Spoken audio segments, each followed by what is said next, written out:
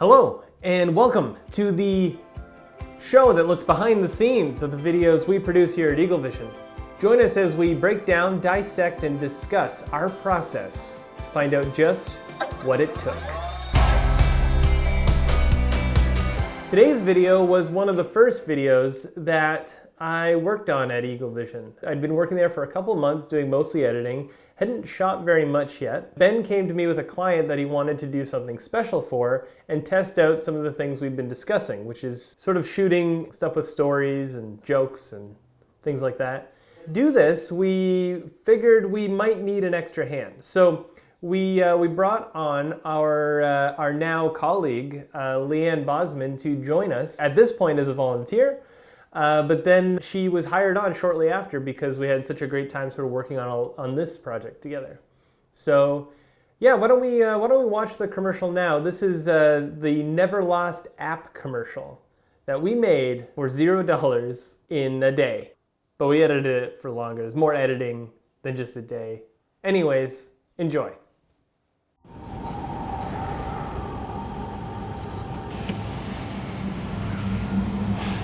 Fine, I'll go. Hello? You're a long ways from home, partner? Yeah, I am. I'm trying to find Crystal Cove. Can you help me out? Yeah, I can help you with that, friend. So, You want to head due west of here till you see a giant with a big axe. Take a right. Go to the third pull out, take a left. Go till you see Aunt Pat's on top of the hill. Don't go there, she'll straight up murder you. Park, and you'll see the trail. Get on that. When you hit the spruce grove, take the trail in the center. The others swing around and circle around, up on top the ridge and then down in the bottom. And bam, you're at Crystal Lake Valley. you mean Crystal Cove? Crystal, whatever, what I said. You got that? Yeah. And if you happen to see any of these fine folks, they were headed up into them there hills.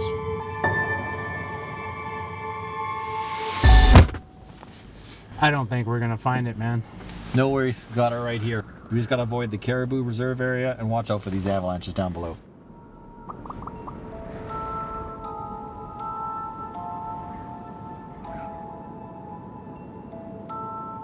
We are back with the Never Lost Trails commercial. Back with my good friend Ben and my good friend Leanne, who you've met from other videos and you've seen around Fort St. John carrying cameras and helicopters and Carrying helicopters. carrying a helicopter, yeah, mini helicopters, Yeah. doing the drone work. This commercial here was our very first project all together. Ben, why don't you lead us off with talking about where this project came from and talk to us about the script? For sure. So, buddy of mine out of Alberta was releasing this surveyor's mapping app. And it was essentially a good tool for ATVing, skidooing out in the back bush where it tracked your path. And then you could follow that track back to where your original vehicle was and didn't require cell signal. So it was great for the backcountry. And the kind of neat thing about it is it allowed you to explore into the bush without the fear of getting lost. Because every year a snowmobiler or two get lost way in the back bush and then they got to go find them. And it's ridiculous. And it's easy to get turned around back there too. So he had this app and he was needing some help with it because he had put a lot of time into it. So I said, "Oh, well, we'll do a free commercial for you, and you know, if it takes off, then you can pay us back at that point," kind of thing. So I wrote this script and just put the most ridiculous directions in it. Dave and I were talking about it a bit before you took off to Ontario to go visit some family. And then essentially was it the day you got back, I pre-lit the Northwoods. We had free reign of the place because it was half demolished already. Pre-lit the old bar. And then you had mentioned you'd been hanging out with Leanne a little bit. And you're like, "Hey, she wants to come help." And I'm like, "Perfect. That sounds great." And it was sort of like an intro to us and then I think by the end of the shoot, we offered you the job. That's right. Or It no, was no, like- it was a No, it was a couple of weeks afterwards. I was gonna say, I think it was about 2 or 3 weeks later. Yeah. And Dave and I weren't hanging out. We kept bumping into each other in the only like camera store in Yeah, Fort yeah, St. John. It was from when we all got together at David's house to do the 48. That was Right. the one time that we had Yeah. worked together. Well, Yes. you know, in Yes, the we same worked setting. with, and Jesse was there. He's sort of like introduced us because he was gathering crew for a 48-hour film festival thing he was shooting. And and so we all sort of found each other. The magnetism of video and photo and creative energy sort of like brought us all to the same place, which is pretty cool. So Leanne, I guess why don't you talk to us about, this was your first time working on a film set. Now, you've done a lot of photography stuff, and I remember knowing that you were really interested in that. Why don't you talk to it from your perspective of what was it like to sort of work on this and just get that first taste of working on this kind of thing? It was really, really neat. I had never really, I remember when I first showed up, I hadn't really known Ben too much at all. And I show up in this half demolished building. Come inside with me. Yeah, come inside. It's just chaos and rubble, and we swept a path. We swept a whole path, and we just need to like clear this all out. And we need to do some set design. And then he hands me the credit card and is like, also, I need you to go and get some supplies. And so I was just like, oh, you're a very trusting person. All right. And so Got a little dress for myself. yeah, I was like, ooh. No, it was super odd, to be completely honest, because I had never seen the behind the scenes when it came to any kind of production like that, like a larger scale production, and this one being a smaller kind of production. It was really neat to see how the lighting worked and to see kind of just all the things that you have to do before you can even have someone show up, before you can even start. Just the set design was a really neat thing to watch, because I was mostly just standing there, and then I was like, oh, you need lights to be attached to the ceiling because nothing works? Okay. And then we would just put things where they needed to go. So for me, it was a lot of just kind of, what do you need done? And so I just kind of just waited and helped out as much as I could. And then I think there was like a few Easter eggs in that one, which was fun. I don't know if they made it onto the final like edit cut, because I looked for them and I was just like, I think they're there, but they're pretty dark in the background. Yeah, there's something written on the chalkboard. I forget what it was though. I think it was something to do with the year. It was like 19 something. It was like Happy New Year, and it just changed. Like 1972 or something. Yeah. Yeah, it had like a Shining-esque sort of strangeness to it. And we shot it at the Northwoods, which was being torn down at the time by Ben's brother, because he's redeveloping that area. How long was that place there for? It was probably built in like the 60s or something, or 70s. Yeah, at least it has to be at least. Yeah. Yeah, and everything was sort of being torn down. So me and Leanne both took souvenirs. Oh. I took this off of the dining room, and now this lets people know when they are in my house that they're in the dining room. Yeah.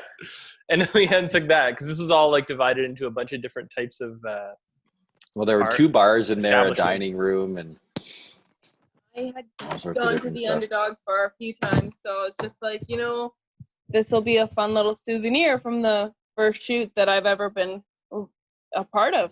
Yeah. And yeah, it was really fun. Yeah, I showed up and Ben had already sort of done like a pre-light and a bit of set design to sort of get us the space we wanted.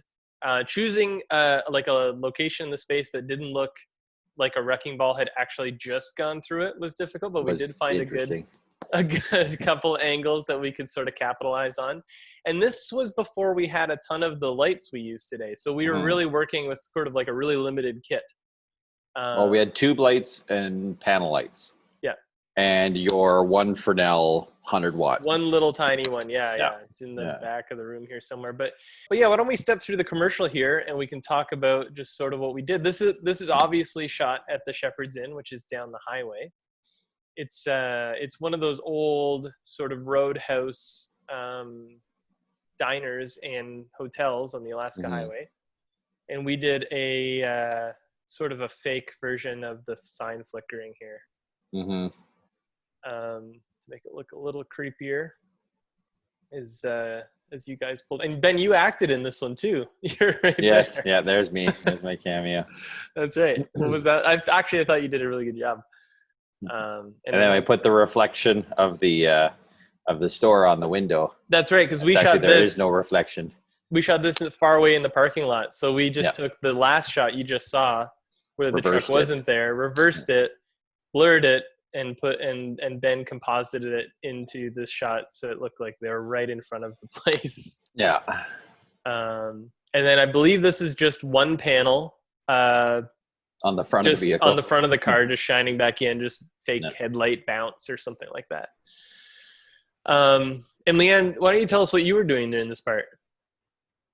I was in the back seat holding all the audio stuff, kind of pointing in between who was talking and whatnot. So I was kind of just like curled up in a little ball, just like, oop.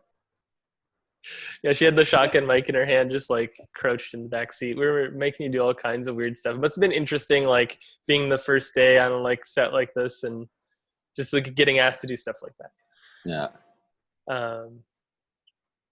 Yeah. So after this scene, which is just a 2-shot of you guys, then we are inside the place. And I think I just gelled that light behind him just to make it feel like the outdoor light was coming in a little bit or something like that. This was an old hotel or motel, and you can sort of see the reception desk back there, which I really like the whole location just looked like a photographer's sort of dream rundown haunted place. Well, we were talking about filming a music video in there for so long. We were, For, yeah. Like, for We were almost trying a solid month. Yeah, we were And then trying we to make drove it all by work. one day, and it was down. And it was gone. Yeah. We had some power, but we didn't really have like good lighting in this room if we turned on the light. So you No, actually they're terrible. you attached these fluorescent bars to the ceiling with just like a couple hanging chains, right? Yeah. We just had hanging chains that we poked right into the T-bar up above, and then you can't see them, but there's actually just extension cords running along the ceiling, loop through the T-bar. And we had 3. There was one there, one a little bit closer, and then one off to the side, all in just kind of like a regular, like tube lighting for a dining room, but just creepy like. Which version of the tubes do you have? We've got the Quasar bicolor, so you can go right from a 2800 Kelvin up to 8000 Kelvin. So you can tune your color temperature to basically daylight or interior. Mm-hmm. I really like them. They're great for, especially in this circumstance, being like a practical fixture that you can dial in the color balance to and that kind of thing. Well, they have some new ones out that I really want to play with that are full RGB, and you can split your tube up into different colors down the tube itself. So you can get some really neat, more effect lighting. Really cool for music videos. Exactly. Yeah. Here's some of the extent of our set design right here: a phone and some coasters. Yeah. Well, I think we went through some of the rooms and we found that phone, tore it out of the wall. Yeah. Put it on the desk. Yeah, we had free range to grab anything we wanted in here and bend it to our will. And why don't you talk about these 2 guys we see here? Who are they? All right. So the guy on the right is Alan Bouchard. He's the owner of Never Lost Trails. And the fellow on the left there, he's actually he's the husband of the wife that runs the Freedom Thinkers. It's like a private school out in Beldonnell. And he was nominated by his daughter to come play because we were looking for a scruffy old dude. Yeah, basically that could, and he was great. He was a lot. He of was fun. great. Yeah. This is so. This was before we did our first casting call, and we started to gather some resources for acting. So this was just a straight up. We need a woodsy gentleman to be creepy. These guys were both non-actors, so getting them to say like kind of like the lines we wanted was a little difficult at times. For sure, and they've never done any kind of like not even stage acting. So Mhm. so getting him to show, like Alan, getting him to show emotion and whatnot, we were talking through step by step. Raise Yeah. eyebrows. Okay, bring Yeah. them down. Pearl. Hey, Yeah. now you're happy. Now you're really confused. That's right. So that literally we didn't use any of the audio from filming Alan. And there's Mhm. just Dave in the background giving him direction on how to Yeah. move his face. Yeah. And this scene here, what we did here was kind of fun. It was just a really simple trick. You were just taking that little spotlight that I have, and we shone it on a little piece of white mat board that we put Mhm. down on the bar. And I think you had a coaster in front of it, and you I just sort did, of and then took as that you away. dollied up, I just slowly slid it away, so it So started to. that helped this weird sort of otherworldly light sort of fade in, this green light. Because I that think we're the seeing dimmer here. switch on the back of that light had a little bit of a mind of its own. Oh yeah, that light is so broken. Yeah.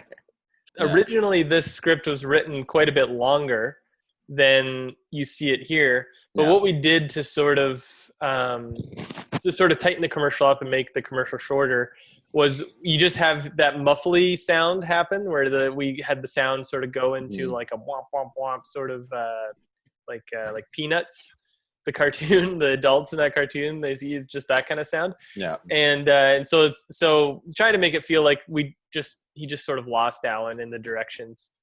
Well, it's all blending into nothingness.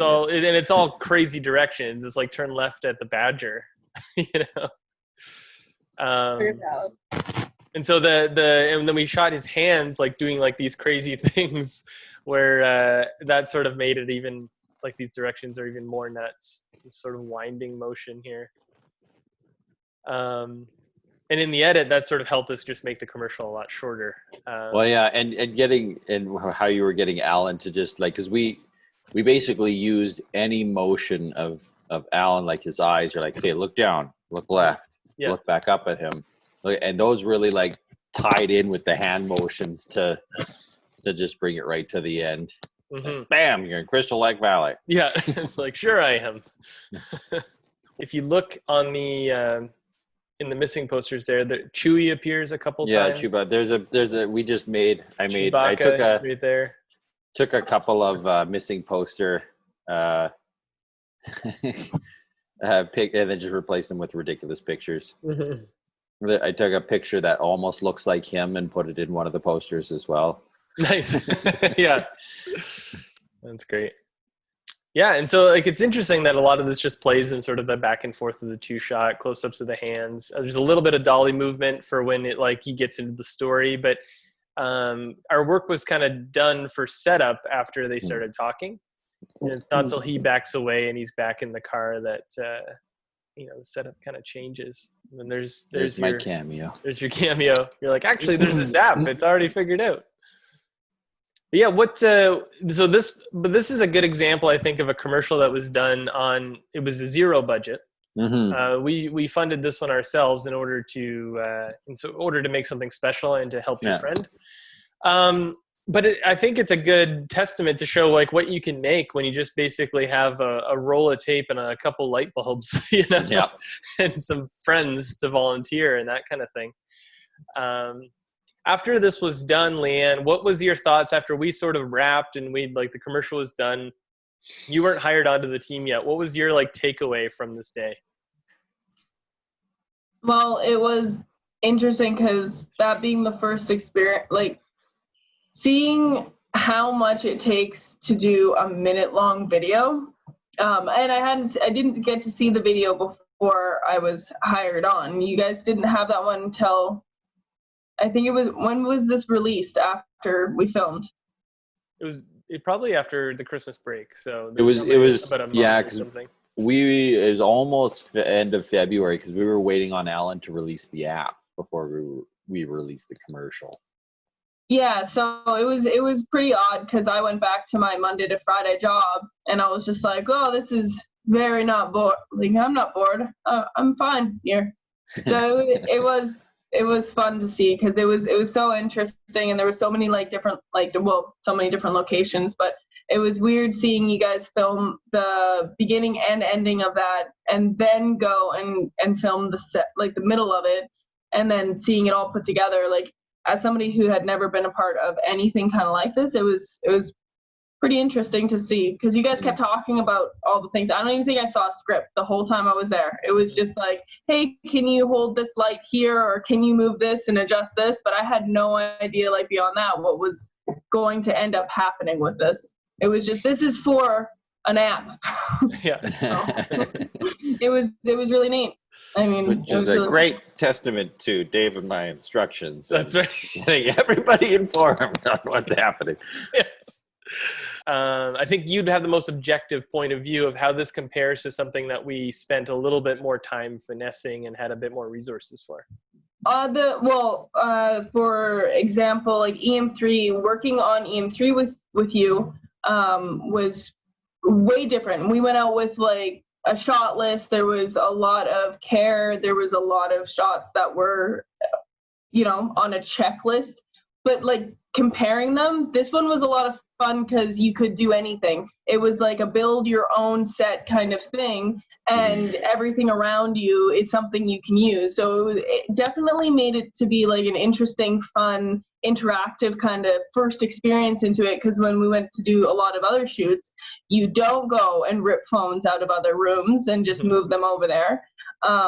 You have it pretty planned out and it's already there. So it was like a lot of that stuff is more like put together, where this was a lot of building it, and it was really fun. I think like we even found that glass somewhere and put it there And jammed it into the hangers Oh, up yeah. above. Yeah. So we even did this one before the What It Takes series that we were doing for Eagle Vision. And yeah, like you said, it was your and my first crack at the can of doing more thematic type commercials, which I've always wanted to do. I did an attempt by myself quite a few years prior to that with Ted Sloan in the Petron store.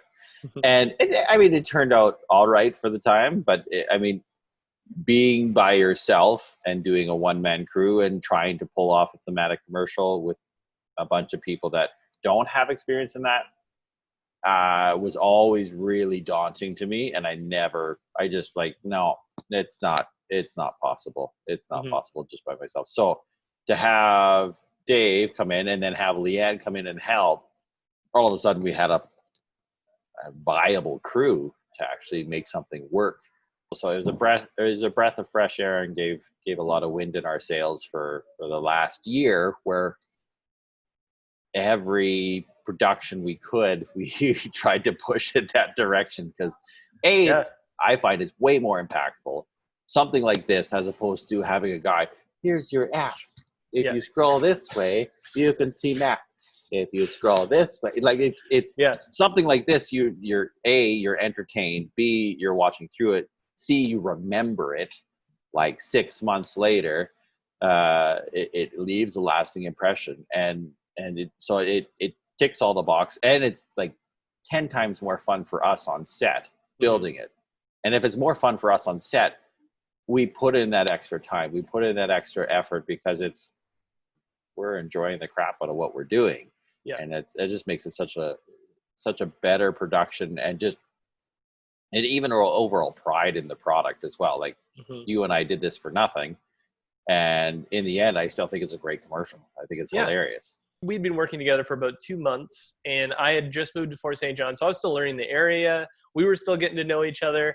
And after we made this together, I was like, I'm excited to see what's next. And then the what next was all kinds of stuff that we've made together now. So we have a bit of a catalog. That's what we're doing this little internet program to talk about this stuff, and also to encourage people to buy into this type of advertising, because I don't want it to be a full-on sales pitch, but I do think that this kind of thing works, because this commercial, we within a couple days it had like 10,000 views or something like that, or more. This one went pretty good. Yeah, so Alan was good at utilizing the social media as well to push it out to all the snowmobile friends pages, all the local regulators and whatnot, and they all shared it. So this one got some good legs around the country. And we should probably do another episode later at some point on that, about how to take the video that you have, your finished product, and make sure that gets as much mileage as possible as well. Mm-hmm. For this one, I want to leave us on you guys recounting the tale. Maybe Leanne, you can tell us how our night ended after we finished shooting this commercial. That was fun. Well, after I think it was like 10 hours of hanging out with you guys, because I think it was from pretty much 11/12 o'clock all the way until about 11 at night is when we finally ended up getting everything cleaned up and put away. You guys successfully were able to knock down some doors in some of the rooms at the motel we were at. I was unsuccessful, however, tried and really hurt my foot trying to kick that door. It hurt a lot. I thought you broke through it in the end. Nope. No, you got through. I really tried. I was pretty sure everybody got through, because I'm pretty sure once We Gabe weren't- did it, we weren't leaving. Yeah. we forced you to try it again. You know what? You might have, but I was in too much shoulder pain to remember going through the door. I'm pretty sure we all successfully went through the door in the end. It's important to end every shoot with a major injury and some memory loss. Yes. Well, to be fair, we were off the clock and in a construction zone, so. Yeah, I remember. We're all packing up. We're pretty tired at this point. And Ben's like, "Do you want to go break down a door?" And we're like, "Yeah, we do. Yeah, let's go do it." And I didn't think I'd be able to do it either. I tried 2 or 3 times. I'm not built to ram my body through doors. And then I got it. It felt really good. Well, I just used my excessive mass and physics to just. Well, if my body's traveling at this speed, there's no way this door can contain it. It seemed like you had done it before. It seemed like you had a little bit of practice. Yeah. Mm-hmm. And then we also smashed some glassware. That was actually my favorite part. Yeah. We with the extra glasses behind the bar, we chucked them into the wall for fun. Got rid of some extra pent up frustration and anger in life. Got rid of a lot of demons on that day. I think I threw a chair into that big pile of chairs, and I was just like, I've never thrown a chair before. Across a room. It was really fun. It was fun. It really made it punctuated a very memorable shoot. And I'm really glad that is that's our first origin story together. Yeah, it's our origin story, right? Mm-hmm. Well, guys, thanks for a really fun day, a year and some bit ago. Mm-hmm. And thanks for all the fun days since. We've done a lot of great stuff together, and I'm really proud to have built all that stuff with you. Aw, we are too, Dave. Aww. Miss you. Miss Love you too. Love you both. And We love you too. You too. Thank you for watching this week's episode of What It Took.